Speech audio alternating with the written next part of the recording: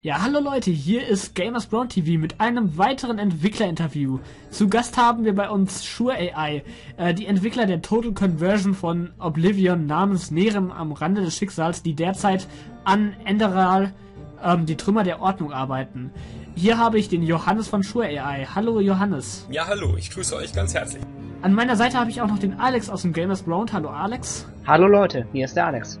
Du wirst mich hier in diesem Interview ein bisschen unterstützen. Zum Anfang, wir haben hier Unwissende unter uns. Was ist Nerem eigentlich und was ist eigentlich eine Total Conversion? Eine Total Conversion ist eine besondere Art der Modifikation des Spiels. Also im Grunde genommen haben wir das Spiel genommen, Oblivion wie es war, den Content runtergebrochen, also wirklich so, dass nur die Engine da war, also das technische Grundgerüst des Spiels, alle Spielinhalte entfernt, die alte Spielwelt entfernt, Gameplay-Elemente ersetzt und eine neue eigene Welt geschrieben mit eigener Story, eigenen Charakteren, hier und da was am Gameplay geändert. Es ist im Grunde ein komplett neues Spiel auf Basis von Oblivion. Vielleicht wäre es jetzt sinnvoll zu erläutern, da wir euch ungern spoilern möchten, wie Nerem denn nun geändert hat, welche Grundsituation Nerem am Ende hinterlässt, um die Story für Enderal aufzubauen. Ich meine speziell die politischen Unruhen. Ich glaube, Johannes, du weißt sehr gut, worauf ich hinaus will.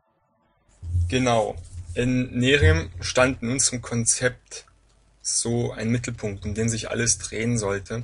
Und das war so ein Machtkampf zwischen Göttern und Menschen. Götter ist hier relativ zu verstehen, weil in unserer Welt, haben wir gesagt, sind Götter nicht wirklich so eine allmächtige Instanz, die von Anfang an da war, sondern dass das einfach, ja, sozusagen besonders talentierte Magier sind, die irgendwann diesen Titel für sich beansprucht haben, gesagt haben, hallo, wir beherrschen die Magie so unglaublich mächtig, ihr könnt das alle nicht. Wir sind die Götter, wir haben die Welt erschaffen und unsere eigene Religion geschrieben. Glaubt an uns und folget uns. Und da gibt es die andere Fraktion, die versucht eben diese Ordnung zu beenden. Das heißt, jetzt könnte man sagen, ja, die Gottesordnung ist zwar insofern ungerecht, das ist die eine Seite, wie man es argumentieren könnte. Die andere Seite ist, ja, dadurch, dass die Götter und ihr religiöses System aber über die Welt geherrscht haben, war sie vor allem eins, stabil.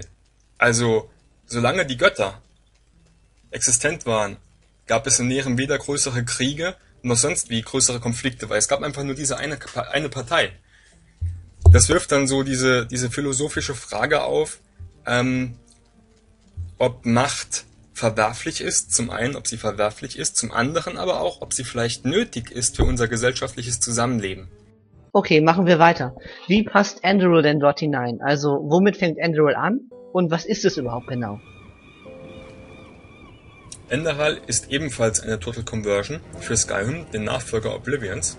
Auch hier haben wir die Spielwelt Tamriel aus dem Spiel entfernt und unser eigenes Universum geschaffen. Die Welt von Enderal ist nach den Ereignissen in Nerem in ein politisches und spirituelles Chaos gebrochen. Denn die alten Strukturen fehlen jetzt größtenteils und jedes Machtvakuum wird natürlich sofort von einem anderen Herrscher gefüllt. Und das ist nicht unbedingt immer der besonnenste und gerechteste. Also wir haben hier zu Beginn des Spiels schon ein unglaublich großes Konfliktpotenzial. Das bedeutet, man wird quasi Kampf und Krieg zu jedem Zeitpunkt in der Welt von Enderal spüren können. Man wird sie zu jedem Zeitpunkt spüren können, allerdings nehmen die Konflikte im Laufe des Spielverlaufs deutlich zu. Okay, ich denke, so viel genügt zur Einleitung von Enderal. Wenn man es jetzt mal auf Skyrim bezieht, als Skyrim-Spieler, welche Unterschiede gibt es eigentlich zu Skyrim? Oder beziehungsweise mal abgesehen von einer neuen Story. Was unterscheidet Enderal von Skyrim? Enderal unterscheidet von Skyrim maßgeblich. Schon mal der wichtigste Punkt. Dass Enderal ein zwar klassisches, aber dennoch sehr storyintensives Rollenspiel ist. Das heißt, in Skyrim steht die Story, die Hintergrundgeschichte, was so in der Welt passiert mit den Drachen und den Ereignissen, eher so im Hintergrund. Es läuft so dezent mit, man bekommt das so leicht mit, macht die ein oder andere Quest, aber es nimmt nie wirklich rasante Fahrt auf. Und die Handlung ist auch nicht besonders lange und besonders komplex ausgearbeitet. Und es gibt auch keine alternativen Lösungsmöglichkeiten, wie ich sie zu Ende bringen kann. Das ist bei Enderal schon mal anders. Wir setzen hier auf eine sehr intensive und auch sehr intensiv inszenierte Handlung. Das heißt, zum einen versuchen wir auch das Ganze mehr mit Cutscenes und Videosequenzen zu inszenieren. Zum anderen bauen wir regelmäßig Entscheidungsmöglichkeiten ein, auch moralische Fragen, denen der Spieler sich stellen muss. Also es gibt nicht so wie in Skyrim so eine klar getrennte Grenze zwischen Schwarz und Weiß, zwischen Gut und Böse, sondern alles ist grau in grau. Zu den Änderungen an Gameplay ist zu sagen, dass wir das Leveling-System, das es in Skyrim gab, insofern umgebaut haben, dass man durch Erfahrungspunkte zum Level-Up kommt. In Skyrim musste man seine Fertigkeiten so lange anwenden, bis sie sich gesteigert haben, und habe ich eine gewisse Anzahl von Steigerungen von Fertigkeiten erhalten, kam es zum Level-Up. Das ersetzen wir durch Erfahrungspunkte. Das ist zwar ein relativ klassisches System, das gibt uns aber als Entwickler eine ganz andere Dynamik, den Spieler für Dinge in der Spielwelt zu belohnen. Zum Beispiel für das Erfüllen von Quests, wo Skyrim nur auf Items oder vergleichbare Belohnungen zurückgreift. Dann haben wir auch ein komplexeres Klassensystem eingebaut. Das heißt, es ist in Enderal nicht mehr ohne weiteres möglich, so ein wandelndes Alles und Nichts zu spielen, wie das in Skyrim der Fall war. Also, dass ich zu gleichen Teilen versuche, alle Features und Skills, die das Spiel so bietet, auszureizen. Man muss sich in Enderal spezialisieren. Enderal, das kommt von dem Kontinent Enderal. Das heißt, der Kontinent, auf dem das Spiel spielt, ist gleichzeitig namensgebend für das Spiel selbst. Wir haben bisher immer so das Statement nach draußen gegeben, dass diese Region ungefähr 20 Quadratkilometer groß werden wird. Das ist ungefähr so ein Viertel dessen, was Skyrim hatte. Im Moment wird das Spiel Stück für Stück größer. Also wir können nicht mehr von 20 sprechen. Ich kann hier keine endgültige Angabe machen, aber es wird wesentlich größer werden als die ersten Angaben. Ich schätze mal so im Endeffekt auf 30 bis 40 Quadratmeter. Zum Umfang der Spielstunden peilen wir ungefähr das Ausmaß an, das wir in Nehrim auch hatten. Das kann man relativ schwer eingrenzen. Wir hatten Spieler, die haben das Spiel in 30 Spielstunden durchgespielt, und das schafft man auch, wenn man wirklich nur stur der Hauptquest folgt und einen niedrigen Schwierigkeitsgrad einstellt. Wer allerdings Nebenquests absolviert, Dungeons erforscht, generell die Welt entdeckt, der kommt hier sehr einfach auf einen 3-stelligen Stundenbetrag.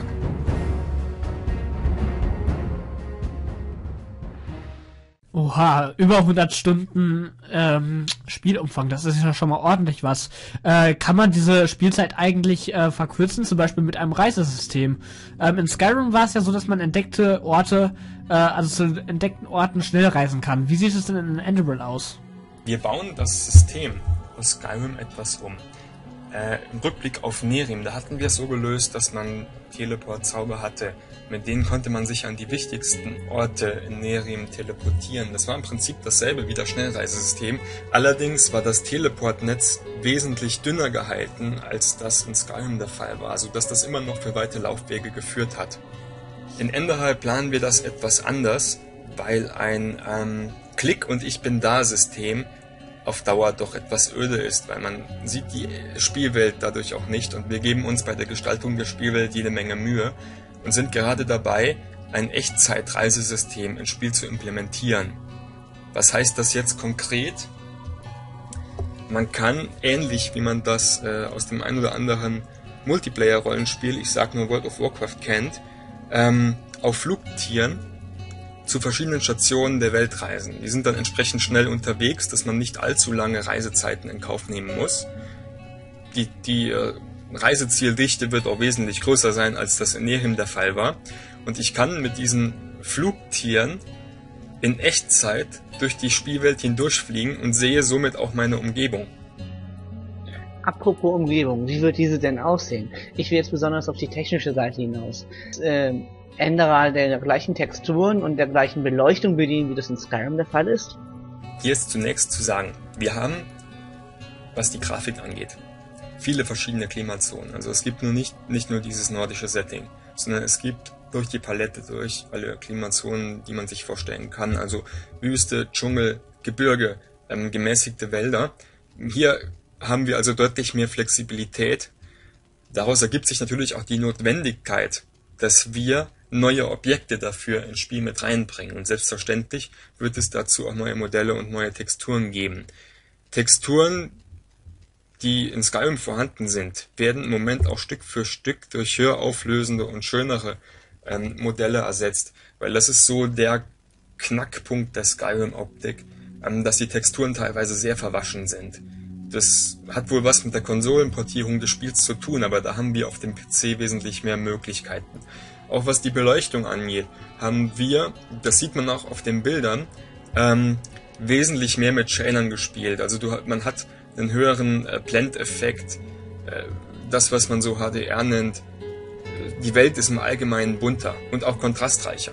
Da wir uns gerade über die Landschaften in Enderal unterhalten haben, interessiert mich jetzt, wie es unter Wasser aussieht. Gibt es dort Ruinen oder Wracks oder Schätze zu entdecken? Ja, gibt es. Es wird auch Quests in Enderal geben, die einen in die Unterwasserwelt führen. Also es wird hier wesentlich mehr zu finden sein, als das in Nehrim der Fall war. Damit sei aber nicht gesagt, dass es im größeren Kontext Dinge wie Unterwasserstädte oder etwas Vergleichbares im Spiel geben wird. Wird das Spiel denn ähnlich wie die Vorgänger oder auch die Elder Scrolls Teile passend zum Ambiente mit Musik untermalt werden? Ja, wird es. Wir haben da inzwischen 3 sehr talentierte Komponisten, die an der musikalischen Untermalung Enderals hart arbeiten, und die Resultate können sich bisher sehen lassen. Das heißt, es ist eine ähnlich qualitativ hochwertige, wenn nicht sogar noch hochwertigere musikalische Hintermalung zu erwarten, wie das in Nehrim schon der Fall war. Das ist so schön. Ihr scheint euer Handwerk wirklich ernst zu nehmen. Apropos Handwerk. Wie sieht es eigentlich mit dem Crafting im Vergleich zu Skyrim aus? Bietet das Crafting in Enderal mehr Möglichkeiten als Skyrim? Oder gänzlich eine andere Richtung? Das Crafting-System aus Skyrim bleibt in der grundlegenden Form in Enderal auch erhalten. Allerdings benutzen wir natürlich andere Blaupausen, andere Items. Das wird komplett umgebalanced. Wir machen da so unser eigenes Ding draus. Es ist jetzt aber kein komplett neues System, wie diese Gegenstände hergestellt werden, zu erwarten. Allerdings wird das Crafting, wenn es darum geht, sich Belohnungen oder Gegenstände aufzuwerten, bedeutsamer werden. Wird es auch wieder möglich sein, wie in Skyrim, sich Rüstungen oder Waffen zu bauen, die in der Lage sind, aufgrund ihrer Stärke sich das Spielerlebnis zu zerstören? Also ich gebe darauf jetzt die Antwort, die jeder Spieleentwickler darauf geben würde, nämlich dass er genau das nicht beabsichtigt. Ich würde ganz gern näher auf das Magiesystem von Enderal eingehen. Wird es Spezialfertigkeiten oder besonders mächtige Zauber geben? Was habt ihr da geplant? In Enderal gibt es Spezialfertigkeiten und auch besondere Zauber mit einem besonderen mächtigen Bonus oder einfach nur ein neues Gameplay-System, das man so in Skyrim nicht hatte. In Skyrim hat man eben so dieses, ich feuer dich drauf und dann war's das, System, dieses Sandbox-System. Wir machen das etwas komplexer und etwas taktischer, zum Beispiel durch das Beschwören und Platzieren von Feuerwänden oder Kometen, die man auf verschiedene Punkte der Spielwelt herabstürzen lassen kann, sodass der Spieler auch mehr Möglichkeiten hat, hier taktisch vorzugehen. Allerdings befindet sich das Zaubersystem im Moment noch in einem Umbau, weshalb ich noch keine allzu konkreten Aussagen dazu machen kann. In Ordnung, gut. Wird es magische Waffen geben? Yep, die wird es natürlich wieder geben. Die meisten magischen Waffen in Enderal sind auch einzigartig, also die sind wesentlich seltener, als das in Skyrim der Fall war, wo man die in jeder zweiten Truhe finden konnte oder bei jedem zweiten Händler. Magische Gegenstände sind in Enderal sehr rar gesät und meistens findet man die bei Bossen, also man muss sich schon etwas anstrengen, um die zu bekommen. Das ist ja sehr schön, wenn wir gerade bei einzigartigen Ausrüstungsgegenständen sind. Des Kriegers liebster Freund ist ja meistens der Streitkolben oder das Schwert. Das muss nicht unbedingt magisch sein. Gibt es so etwas trotzdem in einzigartiger Form? Wird es voraussichtlich geben. Im Moment gibt es dazu noch keine allzu großen Konzepte. In Ordnung.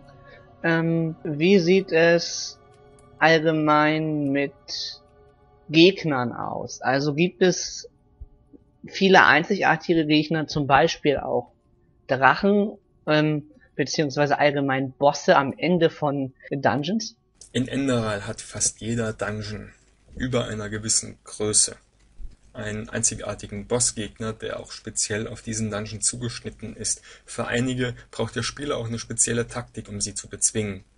Es wird auch einige einzigartige Gegner geben, die man nur einmal im ganzen Spiel findet. Zu Drachen muss ich allerdings sagen, dass Drachen in der Welt von Enderal keine große Rolle spielen, und ich denke, die Spieler haben in Skyrim mehr als genug Drachen gesehen. Wird es für die einzelnen Bosskämpfe nötig sein, eine besondere Taktik auszuwählen, weil diese ungewöhnliche oder gänzlich neue Spielmechaniken mit in das Spiel bringen? Ein maßgeblicher Punkt gerade bei Bossgegnern ist, dass Gegner in Enderal häufig eine größere Herausforderung sind und dass man das Leveldesign mit einbeziehen muss. Das heißt, wir geben hier verschiedene Möglichkeiten, wie man diesen Gegner zur Strecke bringen kann. Das heißt, es gibt auch extra platzierte dunkle Gänge und Ecken, um zum Beispiel für Diebe oder Bogenschützen einen Bossgegner aus dem Hinterhalt anzugreifen. Oder eben erhöhte Positionen für Fernkampfmagier. Man kann hier also mit den Örtlichkeiten schon den Spieler dazu bringen, taktisch nachzudenken, wie muss ich mich jetzt wo platzieren. Da kommt es nicht nur auf die Fertigkeiten an. In Ordnung. So viel dann erstmal zu den Gegnern und Lukas macht dann erstmal weiter. Okay, und zwar eine Frage, die wahrscheinlich viele Skyrim-Spieler und auch Nicht-Skyrim-Spieler, gerade die betreffen würde. Wie sieht es eigentlich mit der Kompatibilität zu Skyrim aus? Braucht man Skyrim? Man braucht eine aktuelle und up-to-date gepatchte Skyrim-Version, die über Steam läuft. Es kann gut sein, dass im fertigen Spiel Enderal nicht mit gecrackten Versionen des Spiels kompatibel ist. Okay, und wie sieht es aus mit DLCs? Braucht man DLCs und wenn ja, welche?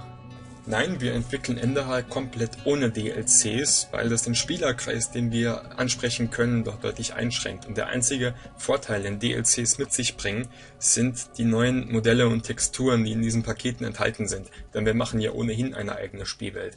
Jedoch haben wir auch eigene Modellierer, die dieses Material ebenfalls beisteuern können. Okay, und wie sieht es aus mit der Kompatibilität mit user-erstellten Modifikationen zu Skyrim? Dazu gibt es eine relativ einfache Faustregel. Hat eine Mod eine ESP, also eine Plugin-Datei, die von der Masterfile von Skyrim abhängig ist, dann wird diese Mod höchstwahrscheinlich mit Enderal nicht funktionieren, denn Enderal besitzt eine eigene Masterfile. Ist es allerdings eine Mod, die zum Beispiel Texturen gegen höher auflösende Modelle austauscht oder etwas am Interface ändert, dann wird es auch in Enderal funktionieren. Okay, und wird es auch möglich sein, mit dieser Masterfile von Enderal ein bisschen herum zu experimentieren, die zu verändern und praktisch auch wie in Nerem eigene Modifikationen für Enderal zu erstellen? Ja, und das begrüßen wir natürlich auch. Enderal bietet hier die gleichen Möglichkeiten, die Skyrim auch bietet. Das heißt, ich kann die Masterfile im Creation Kit laden und auf meinen Belang hin so modifizieren und abändern durch Plugins, wie ich das nur will. Das heißt, ich kann Enderal wieder durch Mods erweitern, durch neue Spielwelten, neue Quests, neue Dungeons, was den Leuten eben einfällt. Okay, kommen wir zu dem werten Heim, zum Zuhause. Wird es ähnlich wie in Hearthfire oder auch in Nerem, ich meine jetzt die Burg Dahlan, quasi eine Art Domizil für den Helden geben? Ja, natürlich. Der Spieler wird in den Städten Enderals sich Domizile erwerben und diese auch mit Möbelstücken und anderen Accessoires erweitern können.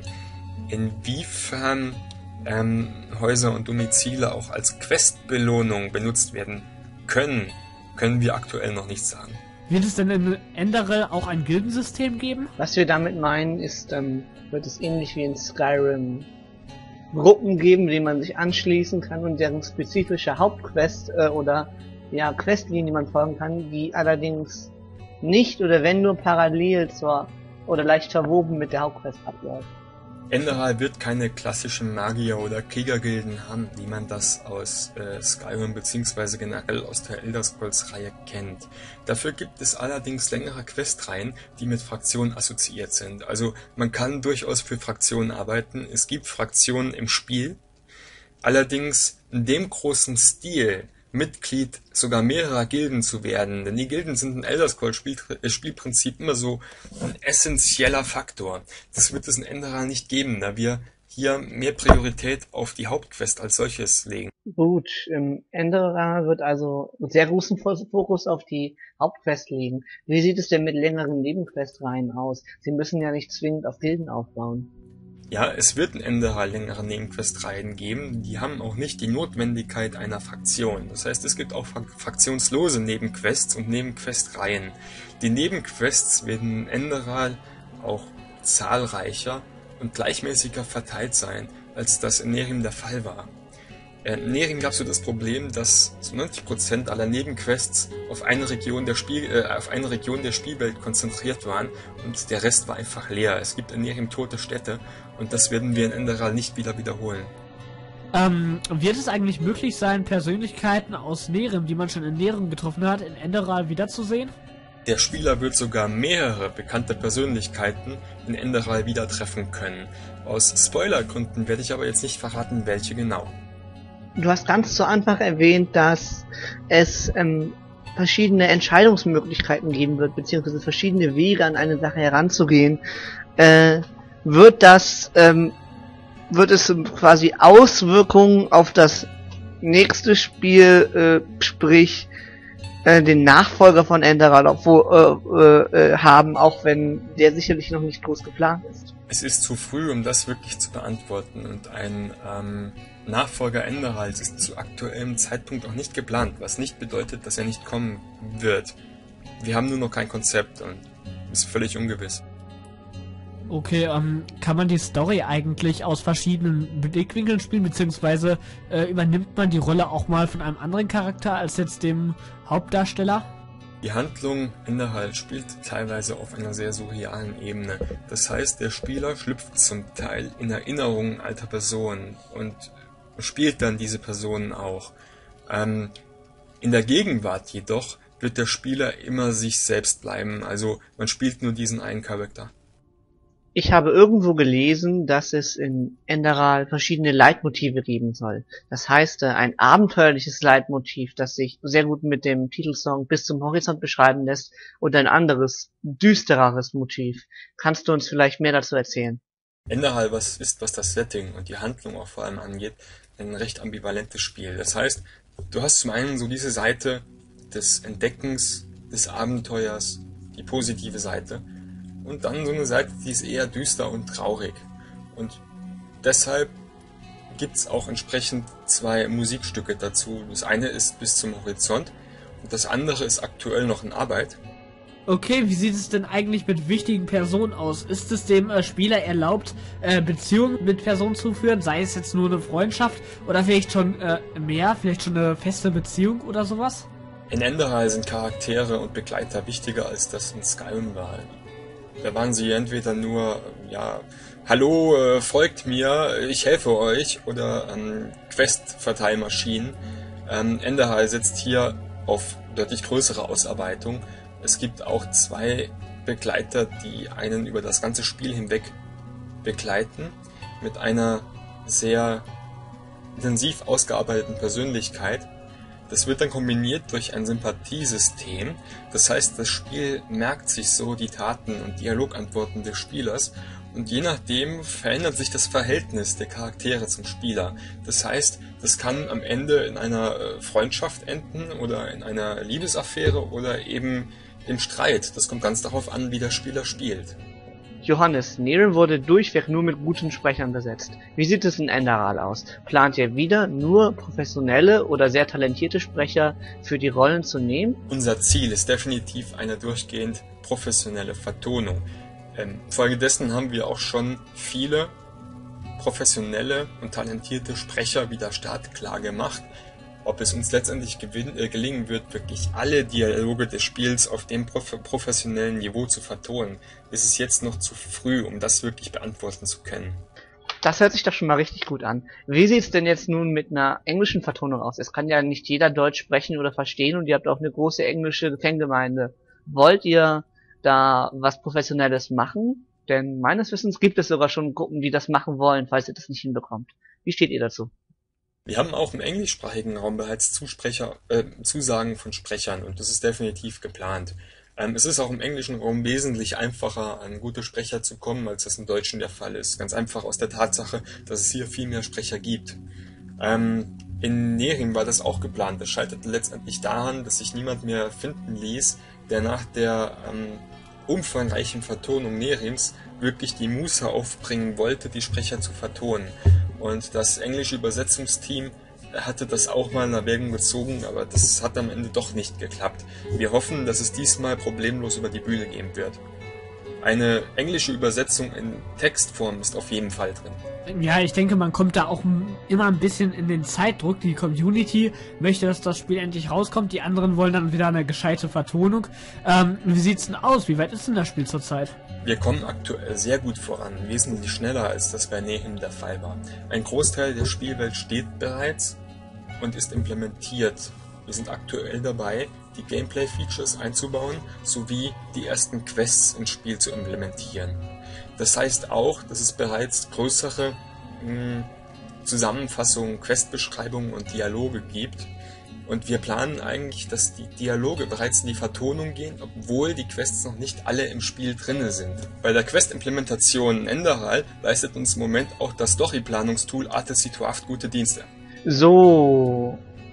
Und ja, ich glaube nicht, dass du mir auf diese nächste Frage wirklich eine Antwort geben kannst oder willst oder vielleicht überhaupt dazu was sagen kannst. Aber wann wird denn Enderal vermutlich, voraussichtlich herauskommen? Kannst du uns das schon verraten? Das Einzige, was ich dazu sagen kann, ist, dass sich Enderal im Verhältnis zum gleichen Zeitraum, wir entwickeln jetzt aktiv ein halbes Jahr daran, in einem wesentlich weiteren Stadium befindet, als Nehrim sich zu dem Entwicklungszeitstand befunden hat. Es ist natürlich jetzt sehr schwer, darauf Rückschlüsse zu ziehen, wie lange es endgültig dauert, bis das Spiel fertig ist, weil es können immer wieder Probleme auftreten und deshalb kann ich auch überhaupt keine Terminangabe machen. Das Einzige, was ich sagen kann, ist, dass wir im Moment deutlich schneller vorankommen, als es früher der Fall war, auch weil unser Team wesentlich größer geworden ist. Also wir hoffen auf jeden Fall, dass wir die Entwicklungszeit, die Nehrim hatte, das waren immerhin 4 Jahre, diesmal nicht wieder haben werden. Gut, zum Team kommen wir gleich auch noch. Wie sieht es dann mit den Hardware-Anforderungen aus? Werden es die gleichen sein, die Skyrim hat, oder wird man einen leistungsstärkeren oder auch schwächeren PC brauchen? Aktuell, aber das ist auch keine endgültige Angabe, denn es ändert sich ständig noch was im Spiel und es werden neue Features hinzugefügt und wie gesagt, wir sind auch dabei, hochauflösende Texturen einzubauen.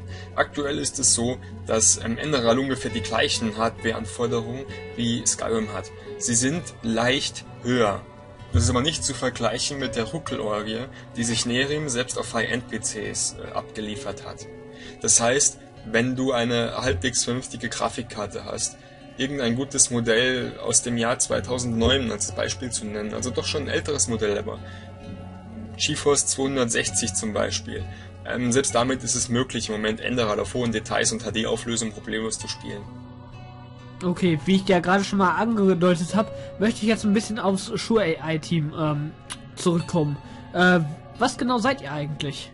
Wir sind ein Entwickler- und Modding-Team aus dem deutschsprachigen Raum, das sich zufälligerweise im Moment ziemlich im Münchner Raum konzentriert und entwickeln sowohl für die Bethesda-Spiele, das heißt Elder Scrolls-Reihe und Fallout 3 Mods, als auch einige Eigenentwicklungen, zu denen ich jetzt aber noch keine genauen Angaben machen kann.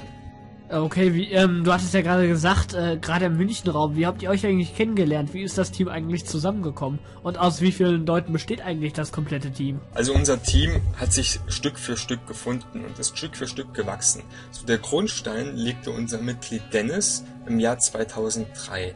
Er begann für Elder Scrolls 3 mit dem Titel Morrowind, damals die Total Conversion Arcwind zu entwickeln. Ich war damals total begeistert und habe ihn so lange genervt, bis er dann so ein Jahr später gesagt hat, ja, okay, du darfst dann mitmachen. Und da habe ich bei dem Mod-Projekt auch kräftig mitgeholfen. Das Ganze haben wir dann im Jahr 2005, 2006, Anfang 2006 zum Abschluss gebracht. Also damals schon sozusagen ein fertiges Spiel auf Basis der Engine veröffentlicht. Das kam damals schon ganz gut an, wobei der Erfolg von Nehrim natürlich wesentlich größer war. Aber der Erfolg von Arcwind ermöglichte es uns, viele Mitglieder der alten Morrowind-Modding-Gemeinschaft für das kommende Oblivion zu rekrutieren. Also die haben halt gemerkt, hui, das ist ein gutes Projekt, tolles Projekt. Die Leute haben damit bewiesen, dass sie sowas angehen können. Da will ich jetzt auch mitmachen. Also stand dann zu Beginn 2006, als Oblivion erschienen ist, ein wesentlich größeres Team bereit und wir haben dann so die Konzepte für Nehrim begonnen. Uns zuerst mal ziemlich überhoben. Ja, was viele nicht wissen, ist, dass es eigentlich 3 Versionen von Nehrim gab und 2 davon sind in den ersten Monaten gescheitert, weil das Spiel zu groß war. Das sind dann auch so Erfahrungen, die man als Entwickler und Modder tun muss. Wir haben, damit man das ungefähr einschätzen kann, auf unserer Website läuft im Moment ein Counter, der ungefähr hochrechnet, wie viele Arbeitsstunden. Spielstunden kann man auch sagen. Es ist im Prinzip, für uns ist es halt so ein Hobby, in Enderal stecken. Nehrim wurde dann 2010 fertig und veröffentlicht und war damals wirklich ein Riesenerfolg. Wir haben eigentlich nie damit gerechnet, dass es so bekannt sein wird. Eigentlich haben wir deshalb damals schon gedacht, ja okay, wir haben jetzt so viele Mühe und Arbeit darin investiert und eine Menge Spaß dabei gehabt, aber auch eine Menge Stress gerade am Ende, dass wir uns so ein großes Projekt nicht mehr zumuten würden. Das dachten wir auch so lange, bis Bethesda dann Ende 2010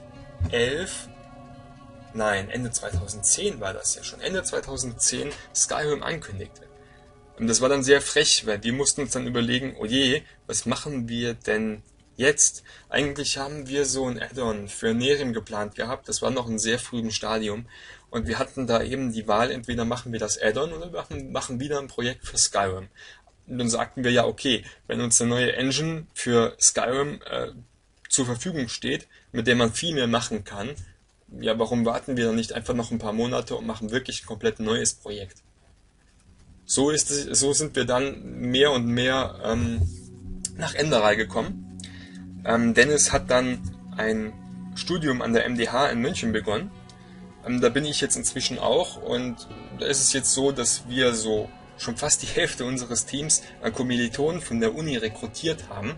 Das ist sehr lustig, denn jetzt besteht nicht mehr so die Notwendigkeit, alle Kommunikation übers Internet abzuwickeln, sondern wir können wirklich zusammen in einem Raum wirklich mal den kompletten Tag durchentwickeln und jeder kann sehen, was der andere macht und der Flow, der dann entsteht, ist ein ganz anderer als übers Internet. Es ist dann wirklich eine richtige Teamarbeit. So kam es auch, dass unser Team jetzt nochmal kräftig gewachsen ist. Wir sind jetzt aktuell 17 Entwickler, um nur wirklich die Aktiven des Kernteams zu nennen. Dazu kommen weitere externe Mitarbeiter, wie zum Beispiel Komponisten, die Badenlieder beisteuern. Leider neigt sich das Interview jetzt zum Ende. Und unsere letzte Frage an das Sure AI Team ist, was ist eigentlich euer größter Wunsch? Also, unser primärer Wunsch ist zunächst mal, gute Spiele zu machen. Vor allem Spiele, die wirklich das haben, was man als Immersion bezeichnen kann. Also wirklich eine glaubhafte Spielwelt, in der man als Spieler sich völlig verlieren kann. Da kommen viele Spiele in der letzten Zeit dank mangelnder Innovation häufig nicht so ganz ran. Wir haben da eben so den Luxus, dass wir machen können, was wir wollen und können somit auch alternative Wege gehen, die sich andere Studios nicht trauen würden. Dennoch haben wir so im Moment so diese Traumspinnerei, dass wir eigentlich nach Enderal schon so in den Gedanken fassen, vor allem da wir jetzt alle hier unten in Bayern sitzen und das Ding so gemeinsam stemmen, dass wir sagen können, ja, im Prinzip könnten wir eine Ausgründung wagen. Das heißt, aus dem Modding-Team und aus dem freien Entwicklungsteam gründen wir wirklich eine Firma und ein kommerzieller Entwickler. Natürlich setzt das voraus, dass Enderal natürlich auch ein Riesenerfolg wird, um mögliche Investoren zu finden. Und das ist für uns nochmal so ein großer Ansporn, dass wir uns alle hier kräftig anstrengen, um das Projekt wirklich zu großem Erfolg, großer Qualität und vor allem verdammt guter Immersion zu führen. Wow, echt fantastisch, was ihr euch da überlegt habt. Sure AI, eine eigene kleine Gaming-Firma, wenn Enderal so erfolgreich wird, wie wir alle hoffen. Das ist echt eine super Idee. Ich finde es klasse, dass ihr euren Traum leben möchtet. In Shure AI steckt auf jeden Fall sehr viel Potenzial. 2300 Stunden stecken schon in Enderal. Wir hoffen, dass Enderal natürlich auch wieder ein großer Erfolg wird und dass ihr es vielleicht wirklich tatsächlich mal schafft, an den kommerziellen Erfolg von anderen Rollenspielen oder an anderen Spielen anzuknüpfen. Und ich wünsche euch alles, alles Gute dabei. Auf jeden Fall habt ihr mit dem heutigen Tag schon 2 Fans für Shure AI gewonnen. Wir wünschen euch alles Gute und bedanken uns für das Interview und hoffen, bald wieder mit euch sprechen zu können.